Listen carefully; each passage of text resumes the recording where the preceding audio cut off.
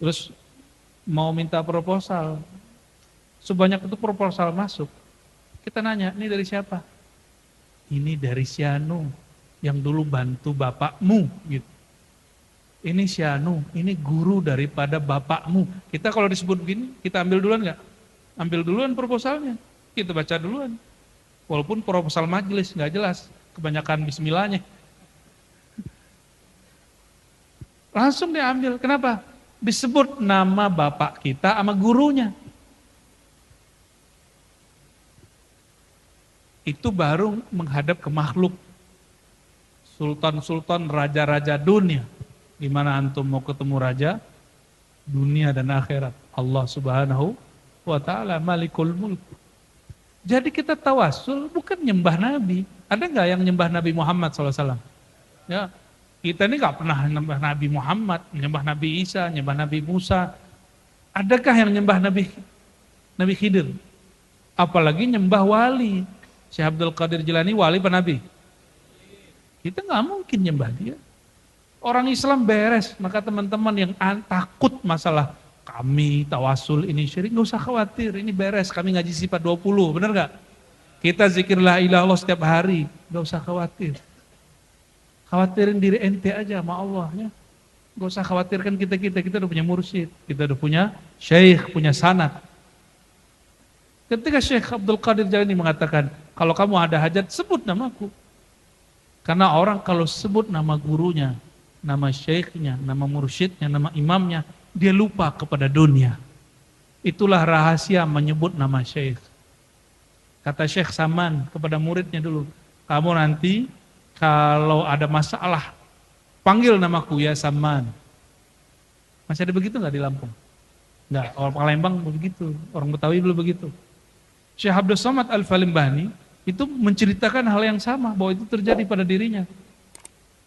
Ketika lagi di laut, ombak gede, apa kata mereka? Ya Saman. Bukan berarti mereka berdoa kepada Syekh Saman, tapi mereka bilang, ya Allah, saya ini murid kekasih engkau namanya Syekh Saman. Saya ini murid daripada murid-murid yang terhubung kepada Syekh Abdul Qadir Al-Jilani. Nah, inilah yang disebut al-barakah. Fi kulli dzikri salihin tanzilur al-barakat war-rahmat. Setiap kali orang sebut nama orang soleh, turunlah keberkahan dan rahmat. Maka kalau kita doa, kita katakan bijahin Nabi SAW, wa bihaqqi Syekh Abdul Qadir Jilani, itu bukan berarti syirik. Itu hanya nunjukin bahwa kita ini pencinta beliau. Ya. Baik, lalu beliau sebagai ikhtitam mengatakan, tubu biqulubikum summa bialsinatikum at-taubatu qalbu daulatin tuqallibu daulata nafsika wa hawaka wa syaitanaka wa aranaka nafsu. Idza thabata qalbuka sabata sam'uka wa basaruka wa lisanuka. Ya. Nah, ini paling penting teman-teman, ini langsung praktis. Apa kata beliau? Kalau tobatlah lebih awal dengan kolbumu. An-nadamu taubah. Yang disebut tobat itu mengakui kesalahan. Nah, ini cara buka kolbu. Cara kalau masuk majelis, supaya nyambung kolbu kita dengan guru, kita datang bilang, ya Allah aku datang bawa dosa. Itu cara buka. Jadi akui kesalahan. Pernah tengkar gak sama teman? Itu cara kita baik, kita ngakuin kesalahan gak depan dia? Maafin gue ya, gue udah salah, gue yang udah punya istri. Pernah tengkar gak sama istrinya? Sering. Itu biar benar lagi, bukan dilulus-lulus doang. Kita ngaku, maaf deh, aku tadi menyinggung kamu, gitu kita. Walaupun si Dede nggak pernah mau ngaku salah, ya kita aja ngaku salah, Pak. Kalau nggak mau kapalnya pecah. Apalagi kepada Allah. Pengakuan itu pakai kolbu. Makanya, nah ini sombongnya beberapa pasangan nih ya, temen. Dia kalau sekarang diterima, ntar juga begitu lagi. Ini orang ngelebihin Tuhan. Allah aja terima tobat tiap hari. Artinya Allah tahu hari ini orang tobat, besok belum tahu lagi dia taat. Ya kan? Yang penting antum tobat hari ini, jangan niat maksiat besok. Maka kalau ada orang hari ini tengkar temannya, pasangannya, sahabatnya di majelis, coba. Di majelis pasti ada pertengkaran. Apalagi nanti sudah ada calon presiden, ya. Nanti mengsinggung-singgungan tuh, ya. Apalagi nanti sudah ada kepentingan, sudah ada macam-macam. Jika itu terjadi, apa cara masuknya?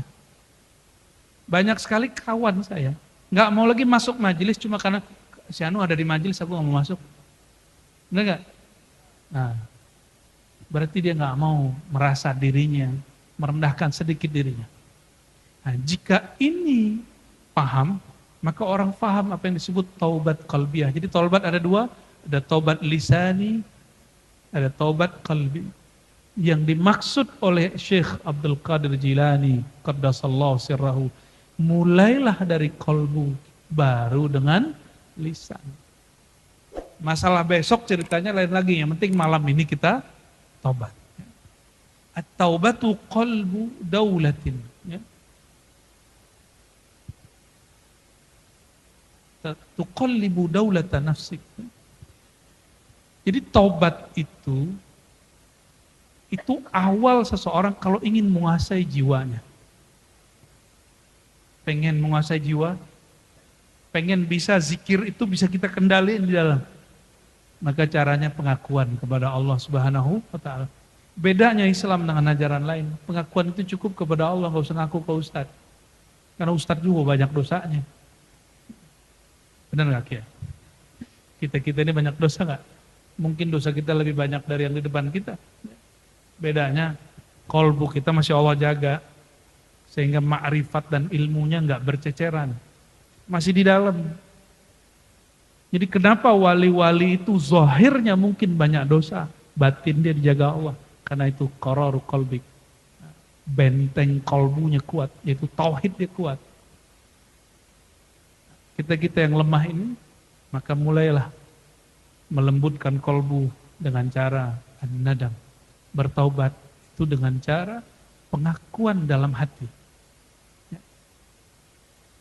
Lalu beliau mengatakan, jika taubatmu sudah sampai, kolbumu sudah sadar, barulah kolbumu mampu menguasai telingamu, matamu, semua anggota tubuh. Inilah yang disebut oleh Nabi SAW, tidurnya orang yang alim lebih baik daripada sholatnya orang yang jahil. Karena orang yang alim tidur, yang tidur cuma tubuhnya, kolbu dia tidur nggak? Kolbu dia tidak pernah tidur. Tapi kalau orang yang jahil sholat, kolbunya ngapain? Jalan-jalan.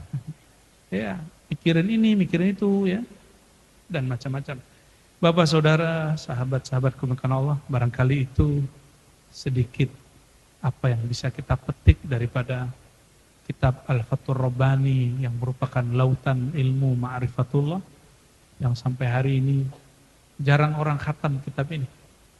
Semoga Allah Ta'ala memberkahi majelis ini, memberkahi siapapun yang khidmat, pemimpin majelisnya, sahibul majelisnya, para gurunya, orang-orang yang berkhidmat baik secara material ataupun immaterial, dan juga kepada yang hadir, semoga Allah hadirkan qalbunya bersama Allah.